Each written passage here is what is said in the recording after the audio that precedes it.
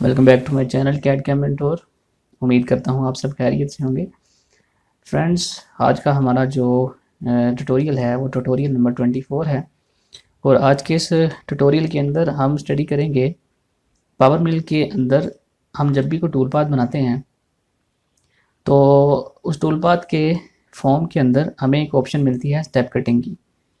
Normally roughing के अंदर हमें ये ऑप्शन मिलती है स्टेप कटिंग की। मैंने रीसेंट जो ट्यूटोरियल्स मेरे हैं उनके अंदर मैं इसको डिफ़ाइन नहीं कर सका, तो लिहाजा आज मैंने सिर्फ स्टेप कटिंग के ऊपर एक जो वजाहत के साथ इसको मैंने ये ट्यूटोरियल एक बनाया है। तो मेरी कोशिश होगी कि हम इसके अंदर मैक्सिमम चीज़ें जो हैं वो हमारे कॉन्सेप्ट जो हैं वो क्लियर हों। तो वीडियो स्टार्ट करते हैं। स्टार्ट करने से पहले मैं आपसे रिक्वेस्ट कर दूं, अगर आप मेरे चैनल पर नए हैं तो चैनल को सब्सक्राइब कीजिए, वीडियो को लाइक शेयर कीजिए ताकि दूसरे लोग भी इससे फ़ायदा उठा सकें। तो चलते हैं वीडियो की तरफ। अच्छा, ये जो मैंने टूल पाथ बनाया है मैं इसको सिमुलेट करके दिखाता हूँ आपको। ये टूल पाथ बनाया है मैंने फ़ीचर्स के ऊपर, यानी मैंने फ़ीचर क्रिएट किया है और उस फ़ीचर के ऊपर मैंने ये टूल पाथ बनाया है। चूँकि हमारा जो अभी जो हमारा चल रहा था, लेसन चल रहे थे वो फ़ीचर्स के ही थे, तो मैंने यही समझा बेहतर कि हम फ़ीचर्स के ऊपर ही जो है वो लेसन बनाएं। ये फ़ीचर मैंने क्रिएट कैसे किया है मेरे रीसेंट ट्यूटोरियल के अंदर आप देख सकते हैं फ़ीचर्स को क्रिएट कैसे करना है। बहरहाल इसके अंदर मैंने एक चीज़ डिफरेंट की है, मैंने इसको ड्राफ्ट दिया है। मैंने अपने रीसेंट ट्यूटोरियल्स के अंदर ड्राफ्ट देना नहीं बताया, तो इसलिए मैं इसको शुरू से करूँगा ताकि आपको हर चीज़ जो है वो समझ आ सके। तो मैं इसको क्लोज़ कर देता हूँ और सबसे पहले हम जाएंगे फ़ीचर्स ग्रुप के अंदर, फ़ीचर एडिटर के अंदर, और यहाँ से हम रेक्टेंगुलर बॉस इस ऑप्शन को चूज़ करेंगे। तो ये देखिए मैंने यहाँ पर जो इसकी लेंथ है वो 100 है और जो विड्थ है वो 100 है। इसी तरह जो इसका ड्राफ्ट एंगल है वो मैंने 30 डिग्री दिया हुआ है। मेरे रिसेंट ट्यूटोरियल के अंदर मैंने किसी भी ट्यूटोरियल के अंदर ये ड्राफ्ट एंगल यूज़ नहीं किया, इसके अंदर मैंने ड्राफ्ट यूज़ किया है। चूँकि स्टेप कटिंग के अंदर जो नॉर्मली स्ट्रेटजी हम यूज़ करते हैं तभी यूज़ करते हैं जब हमें ड्राफ्ट एंगल चाहिए होता है, ड्राफ्ट एंगल लगा होता है हमारे मॉडल के ऊपर। तो इस तरह से हमारा जो अब इसकी जो कर्व पोजीशन है वो मैंने टॉप पे रखी है और इसको मैं यहाँ पर प्लेस कर देता हूँ और एक्सेप्ट कर लेता हूँ। तो ये हमारा फ़ीचर जो है वो क्रिएट हो चुका है। ब्लॉक के अंदर आएंगे और टाइप के अंदर फ़ीचर सेलेक्ट करके कैलकुलेट करेंगे।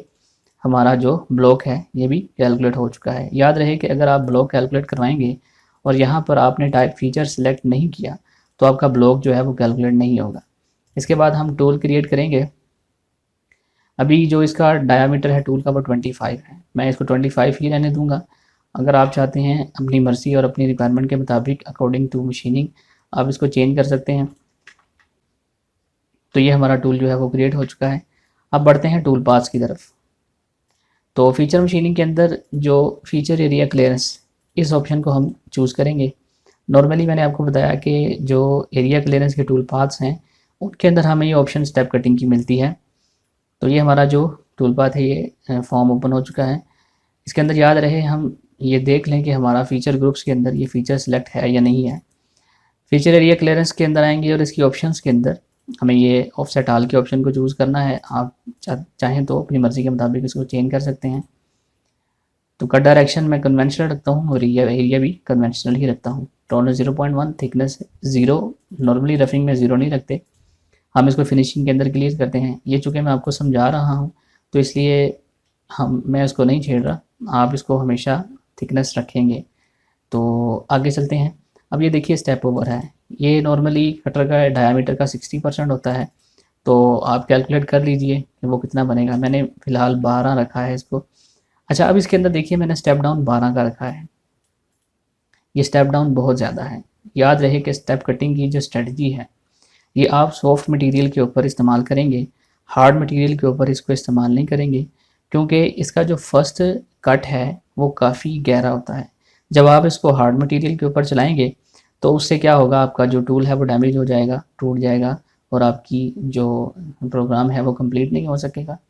तो लिहाजा याद रहे इसको आप एलुमिनियम के ऊपर यूज़ कर सकते हैं, लकड़ी के ऊपर यूज़ कर सकते हैं, और इसी तरह जो दूसरे सॉफ्ट मटेरियल्स हैं उनके ऊपर आप इसको इस्तेमाल कर सकते हैं स्ट्रेटजी को। तो मैंने यहाँ पर स्टेप डाउन की वैल्यू 12 रखी। आगे चलते हैं ऑफसेट। इसके अंदर मैंने जो सारी की सारी सेटिंग है आप एज इट इज़ रखेंगे, इससे ये होगा कि आपका टाइम जो है वो सेफ होगा। अब चलते हैं अपने मेन टॉपिक की तरफ, स्टेप कटिंग। اب اس کے اندر دیکھیے پہلے میں اس کو ان چیک کر کے کیلکولیٹ کرتا ہوں. تو یہ دیکھیے ہمارا ٹول پاتھ جو ہے وہ کریٹ ہو چکا ہے. اب ہم اس کی سیمولیشن کرتے ہیں. Simulate from start. ویو مل میں اس کا آن کر دیتا ہوں.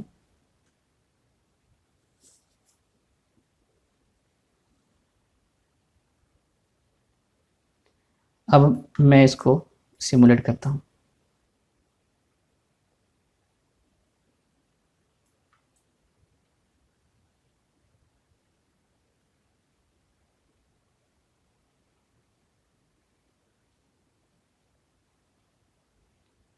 تو یہ دیکھیے کہ جس طرح ڈرافٹ ہے یہ سٹیپ بنا کر نیچے کی طرف آ رہا ہے اور یہ بہت زیادہ رف ہے.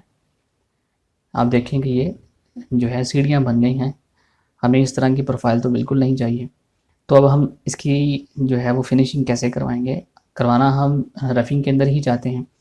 تو اس کے لیے ہمیں سٹیپ کٹنگ کی آپشن کی ضرورت پڑتی ہے. اب آپ یہ دیکھنا کہ جیسے ہی میں سیٹنگ کے اندر آیا،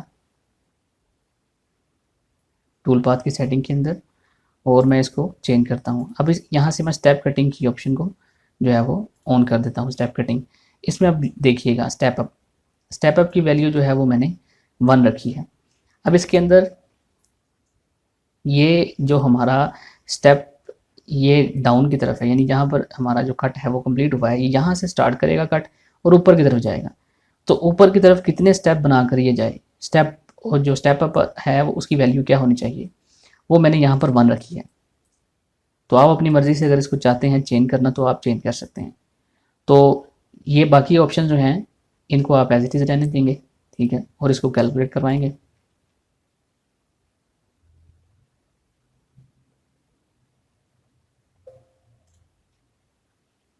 تو یہ دیکھیے اس نے جو ہے رفنگ کے ساتھ ساتھ اس نے اس کے ساتھ ساتھ اوپر کی طرف سٹیپ بنانا شروع کر دیے.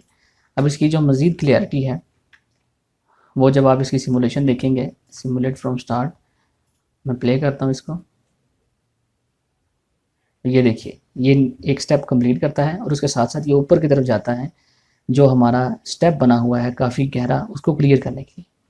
تو یاد رہے کہ سٹیپ اپ کی جو اسٹریٹجی ہے یہ وہاں پر استعمال ہم کرتے ہیں جہاں پر ہمیں ڈرافٹ، ہمارے ماڈل کے اوپر ڈرافٹ بہت زیادہ لگا ہوتا ہے.